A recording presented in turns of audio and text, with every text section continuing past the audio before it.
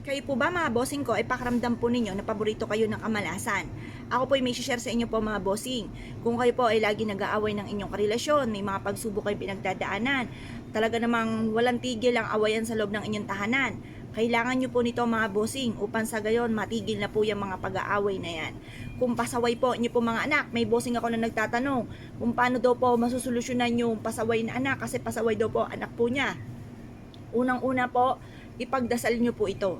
Ipagdasal nyo na mabago po siya ng kanyang kaisipan, gabayan po siya ng itaas para hindi po siya mapahamak. Pagkatapos mga bossing, subukan nyo rin po ito. Kasi ito pong sile mga bossing ko, strong relationship ng family. Pantaboy po rin ito ng kamalasan mga bossing para layuan na kayo ng mga kamalasan at puro swerte ang dumating po sa inyo. Pero lagi po tatandaan mga bossing, wala pong taong walang problema. Lahat po yan ay dumadaan sa mga pagsubok. Kaya kailangan po natin ng bukod po sa panalangin ng taimtim, ay subukan po ninyo ang mga gatong mga